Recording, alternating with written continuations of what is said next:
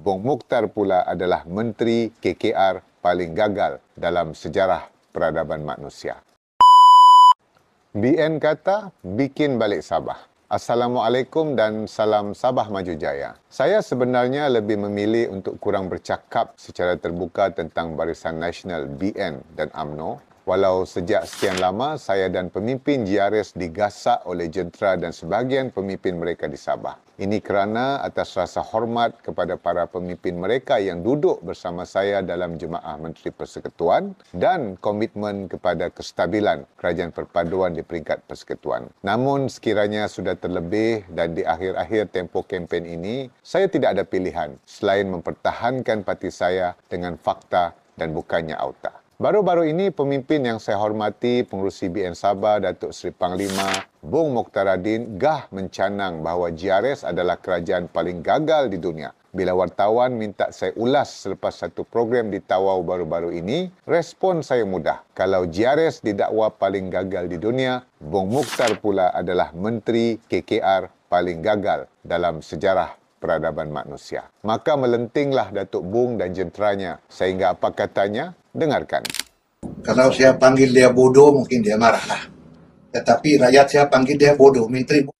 Menteri bodoh itu Datuk. Saya sesekali tidak marah, Datuk Bung. Bukan tidak biasa dengar Datuk mengeluarkan kata-kata kesat, termasuk di Parlimen sejak sekian lama. Mungkin sebab minum darah, maka darah cepat panas. Saya ini pendekar dari Sabah.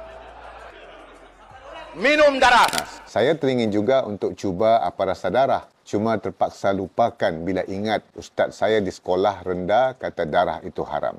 Baiklah, sebelum saya ulas respon terpaling hebat jentera Bung Speed, saya ingin betulkan dulu cakap Datuk Bung. Sehingga hari ini harga gas memasak LPG masih kekal, tidak dinaikkan dan kerajaan tetap teruskan subsidi. Itu bidang kuasa kerajaan Datuk sendiri, kerajaan persekutuan, bukan kerajaan negeri yang selalu Datuk hentam. Tak bagus sabotaj kerajaan Datuk sendiri dan paling tak bagus mengelirukan rakyat. Ramai jentera BN tampil membela Datuk Bung lengkap dengan infografik yang kononnya memaparkan kejayaan sepanjang beliau menjadi Menteri KKR dengan tagline fenomena Bung Speed. Malangnya apa yang digambarkan sebagai pencapaian besar itu hanyalah kerja-kerja yang mempunyai peruntukan sedia ada untuk dilaksanakan. Penyelenggaraan rutin, baik pulih jambatan dan tebing runtuh, tampal jalan mendap dan naik taraf jalan kampung. Saya fikir bila projek-projek dengan peruntukan sedia ada, mudah untuk peringkat pegawai boleh laksanakan. Apa yang saya maksudkan dalam ulasan saya di Tawau adalah penyelesaian kepada isu-isu legasi yang telah diwarisi sejak sekian lama